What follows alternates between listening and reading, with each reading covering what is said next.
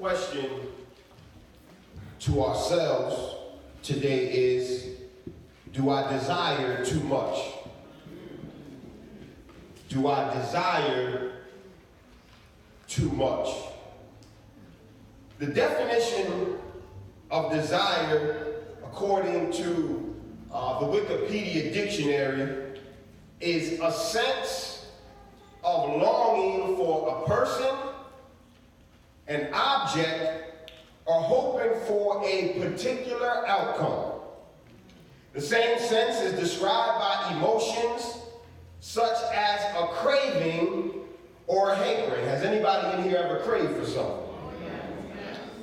When a person desires something or someone, their sense of longing is excited by the enjoyment or thought of the item or person, and they want to take action to obtain that goal.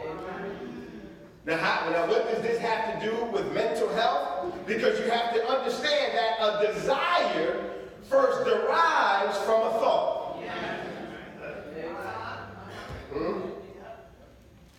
Socrates and Mills, according to these two ancient philosophers, people's desires are summed up in two things. One, people desire to have a healthy state of body and mind. And number two, people desire happiness, pleasure, and freedom. America, whether you know it or not, is dealing with a mental health crisis. It has been dealing with it for several years to come. Now, I know when you hear of mass shootings and it is done by a certain demographic of people, we understand that it's always, the emphasis is always put on because there's a mental health situation going on. But that statement is true. The statement is true. That there are mental health issues that are at an alarming rate in the United States of America. Now, what they don't talk about is the fact that that certain people can operate and can live and deal with mental health better than others can.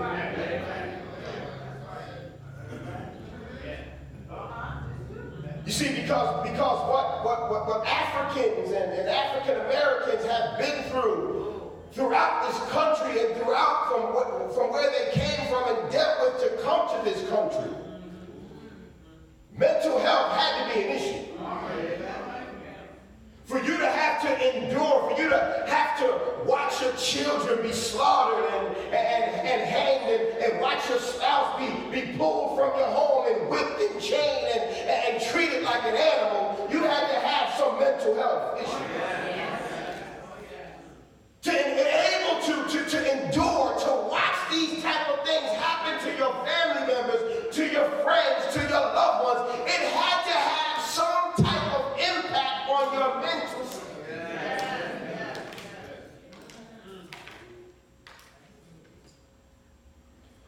But some people can endure mental health issues, and others don't have that constraint, as I should say. But part of the problem with our mental health crises in America, I believe, is the way our capitalistic society glorifies wealth, money, and success. Well, preacher, what do you mean by that? What do you mean? What does mental health have to do with our capitalistic society and how we glorify our wealth, how we glorify success? Because what we've done is we've categorized people in two ways. And they have a TV show that actually testifies to this. It's the haves and have-nots.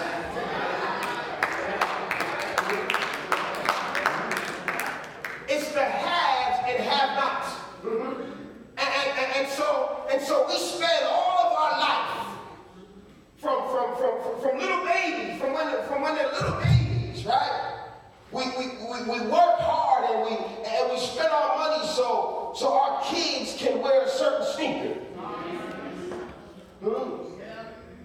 Because it's the way society has built it up. We spend our money so that we can look a certain way. So that, because if we look a certain way, then we can feel a certain way. When we feel a certain way, when we feel that we are accepted by our peers, our friends, and people look at us because we're at a certain status, we're at a certain level, and we are accepted by people, and people pat us on the back, and people want to be our friends, and people want to integrate with us, and people want to be down with us.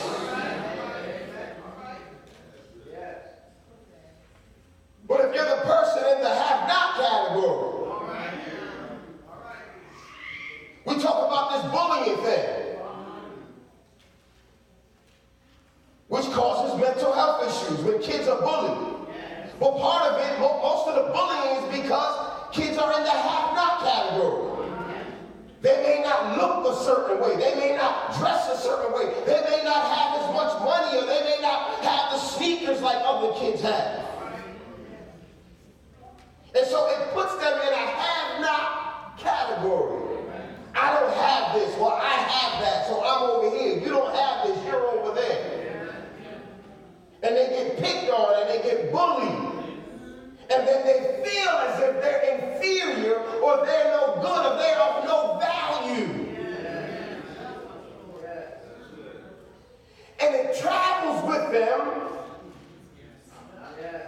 through their young age, through their teenage years. And then what happens? Sometimes they become police officers. They become judges. They become people that are in powerful positions where they make decisions, but remember they're dealing with mental health issues.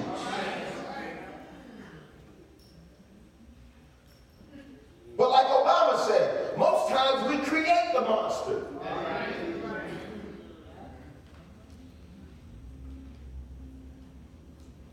I've come up with a conclusion that some of our mental health outcomes are partly based on the things that we desire in life. A recent study was conducted in the top 10 things people desire most in life. Number one was the desire to do things that will make you feel successful. You got people walking around with empty briefcases.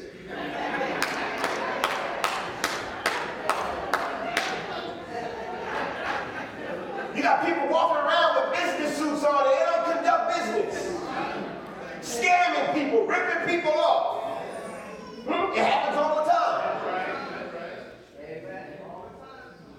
Because it makes them feel successful.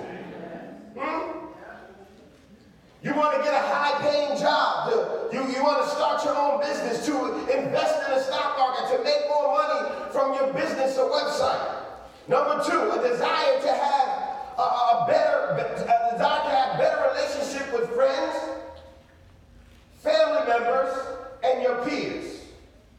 That is that is the number two seeking desire that people have. When we wake up, do we feel accepted by our family members? Do we feel accepted by our peers? Do we feel accepted at work? Am I living up to my boss's expectations?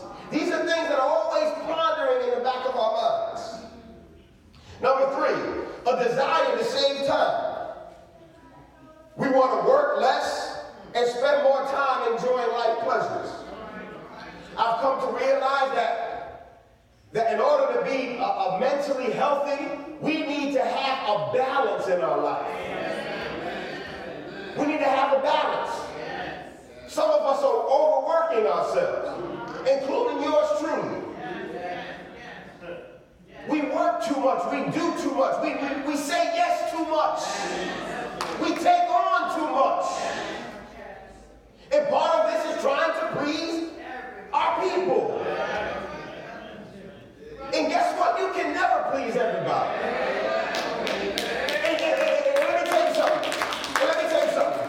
You really want to know how people feel about you who are around you?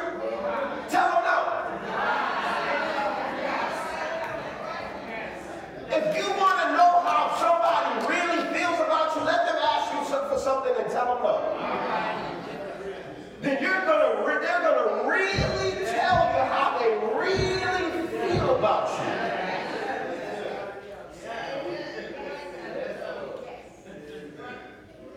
Folk, you had great relationships for years. You don't return one text message and then you're the worst person in the world. I thought we were better than that.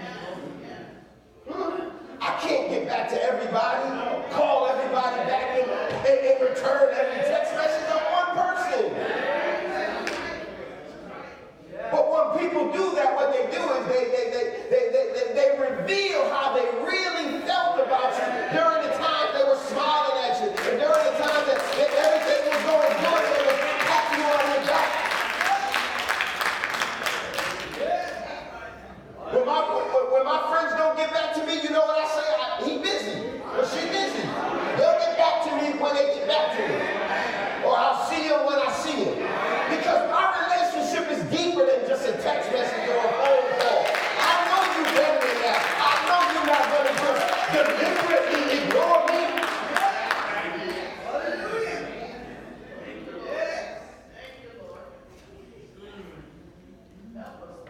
Number 4, we have a desire to look better.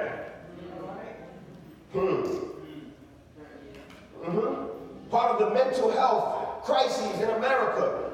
You see it all the time. You see these Instagram models and all of these things going on. I watch this stuff on the internet and people will do anything to look better. Injecting things in their buttocks and put things in their lips and all this stuff. And tell you the truth, most times they look better before they get it.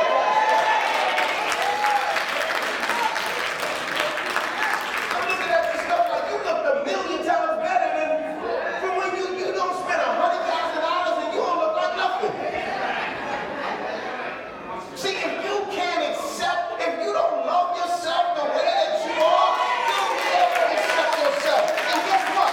If you don't like the way that I look, then guess what? Then you're not meant to be in my life. Then you're not meant to be my friend. You're not meant to be my confidant. If you don't accept me for how I am, the way that I am, the way that I look, then guess what?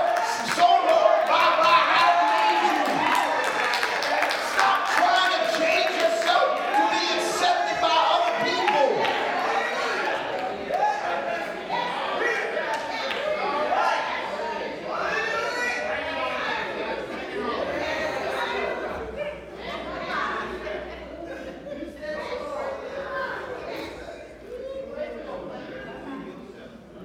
God made you the way he made you for a reason, for a purpose.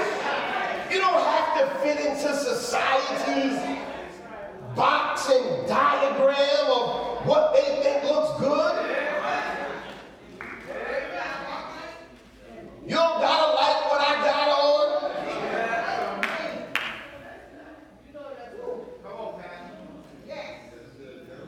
You ain't gotta like me or love me because I like me and I love myself and I know that God likes you and God loves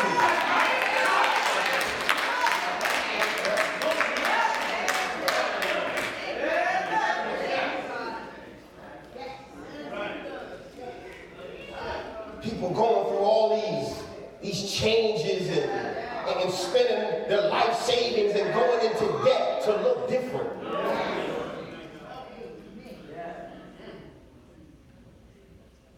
Number 5, a desire to learn something new. To learn something new that really works and will make your life better, that will make you feel smart because you did it all on your own. Part of the mental health crises going on that we face is because we got a lot of that king of the hill mentality. It is. And especially in the African American community. I'm going to tell it like it is.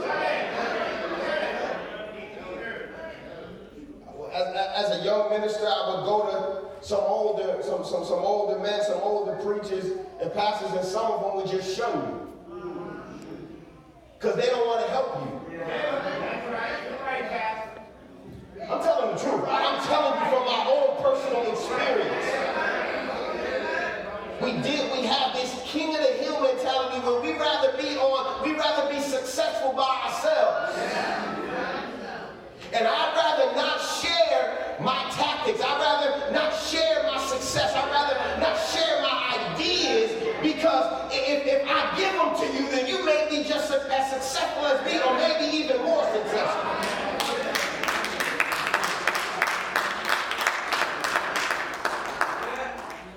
See, but if we are God's people, and if we are about kingdom building, and I'm not even just talking about church stuff, I'm talking about anything. If you've got a connection with something, if you're a type of person that's in a position of power where you can help other people, where you can do something, you need to put your hand back and help somebody get up to where you are.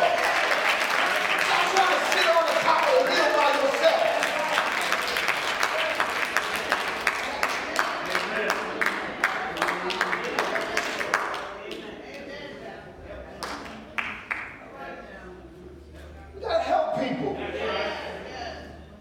Sit on the top of the hill by yourself. And the reason why God put you up there was so that you can help other people get up.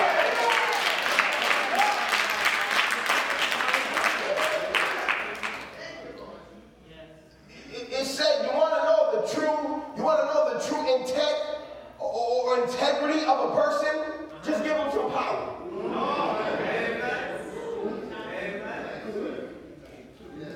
And some of us we want power, we want authority, we want positions of power. God said, no, ain't no way I'm going to give you that. Because you ain't going to know how to act when I give it to you. You're going to get up there and you're going to act a fool.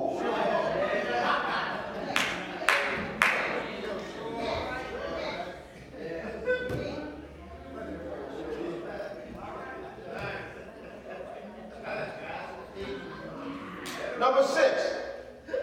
We have a desire to live longer. To live longer. And to do this, we attempt to eat better. We attempt to exercise, to gain more energy. Sister Ozzy, to feel healthier. And that's important. Certainly, very, very important. Because we cannot be at an optimum level spiritually without being at an optimum level physically. They go hand in hand together. Amen? But what you need to know is that no matter what you do, you don't have control over the longevity of your life. You can only control the quality of your life. You see, the longevity of your life is already written in the book somewhere. It's already done. It's already written. It's already said. You don't know the time nor the hour, and you can't stop the day from when you're going to go see the Lord. You're not going to prolong it yourself. But what you can do, what we can do is we have control over the quality of our lives. And we could be, I believe all of us could be living better. I believe that all of us have room for improvement. Amen? Number 7, a desire to be comfortable. To be free of our aches and pains. To sleep more comfortably. And believe it or not, mental health issues have a huge impact on our sleeping habits. Because some of us are worrying, some of us are stressing, some of us have so much on our minds that we don't even get optimal sleep at night. And without optimal sleep, you cannot perform, you cannot think clearly, you cannot conduct yourself in a manner that is productive.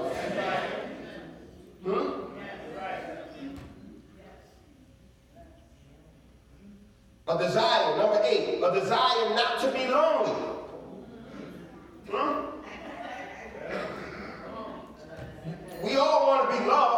Amen? Nobody wants to be lonely. And sometimes we say we don't care what people think about us, but subconsciously we do. We do, because it's in our human nature for us to want to feel love, for us to want to be accepted, for us to have friends and family members. We're human. It's part of the human psyche. Number 9, desire to be popular. To be more popular, to be famous, to be a celebrity, to feel praised, to feel, to be admired. But young people, I want to tell you, be careful with this one. Because I know probably for young people, this is probably more in the upper number 1, 2, or 3 numbers. To be popular. But you got to be careful with being popular because everybody that praises you is not really genuine in their praise. Because as long as you're doing what people think you should be doing, they're going to like you. They're going to praise you. They're going to pat you on the back. They're going to be your friend. But the moment you do something that they don't like, that's the moment that, oh, it ain't nothing. And I ain't their friend no more. I don't want to deal with them. And they're going to talk about you. They're going to tell all your business. Be careful who you tell your business to. Because the same people that you tell your business to today will be your enemy next year, and they're going to be out telling all your business that you told them last year.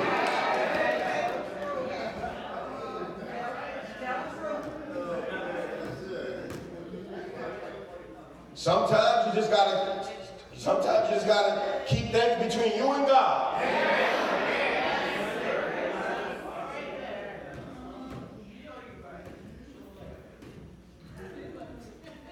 And number 10, a desire to gain pleasure. To satisfy your appetite and desires. To feel more fulfilled. And this is where we answer our question at. Are you desiring too much? This is a self-examination question. I don't want you looking across the room. I don't want you, this ain't your look at your neighbor. This ain't one of them sermons. I'm not going to tell you look at your neighbor. No, this is a question you're going to ask yourself. Am I desiring too much? Is my focus all a disarray because I want too much? Because I'm desiring more than what God wants for me at this particular time? Maybe just maybe, God's trying to tell you to slow down a little bit. The speed limit is 55 in the air, but you enjoy getting in that Lamborghini going 165. And God said, I need you to slow down a little bit. I need you to get in the caravan. I need you to get in the caravan. Leave the Mercedes at home today. I don't want you to get on the highway. I need you to take the scenic route on this. See, I've been trying to get your attention, but you've been on the highway speeding and going. You're passing all the signs that I'm leaving for you, and you're not seeing it, and your vision is blurred because you're going too fast. You're desiring too much. You want to get somewhere, and you're going nowhere fast.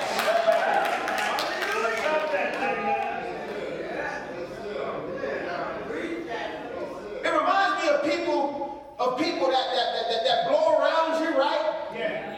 You're going to speed limit and they blow around you and they're looking at you all crazy just to meet them at the light. You mean to tell me you did all that and you didn't even go anywhere? Yeah, we do that sometimes. And God is saying, you did all that and you didn't even get anywhere.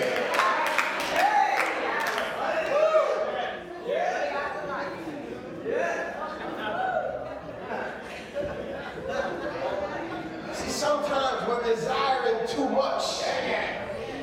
It's not about the rate of speed. It's not about how fast you get it. And what we do is we compare ourselves to what other people have.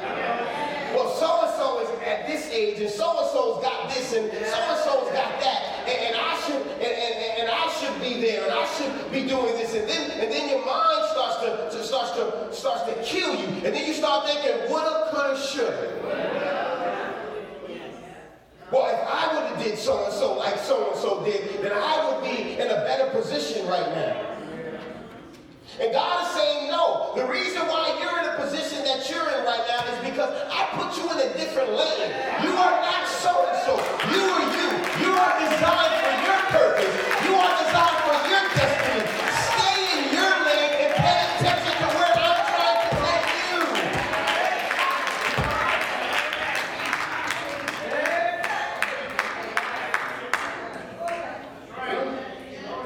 Some of us are in a transition right now. We're in a process of doing some new things. And it could be challenging. It could be challenging. It could be troubling. And we're saying, wow, I should have did this a long time ago. No. Keep on doing what you're doing. Keep on doing what you're doing. Don't give up. Stay at it. It's never too late.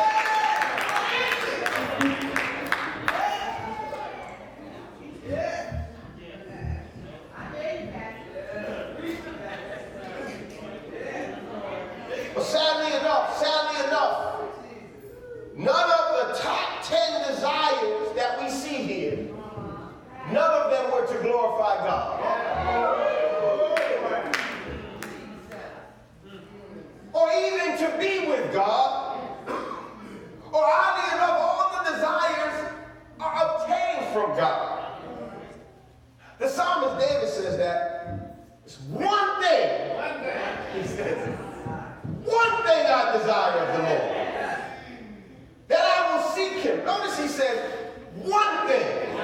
Now, I'm not saying that you can't desire more than one thing, but the psalmist is saying here, out of all the things that I desire, all those things don't mean anything, but there's one thing. There's one thing that I desire of the Lord, that I may seek him, that I may dwell.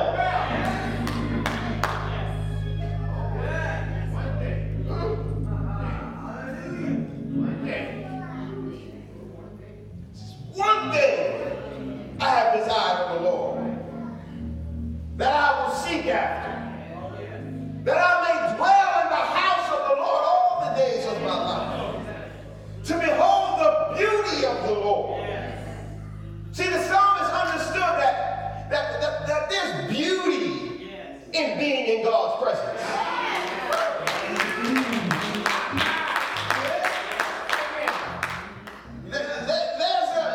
Euphoric experience when you just spend time with just you and God. And let me make it plain for you. The answer to our existence in life is simply this. It's to glorify God. You were created to praise God and glorify Him.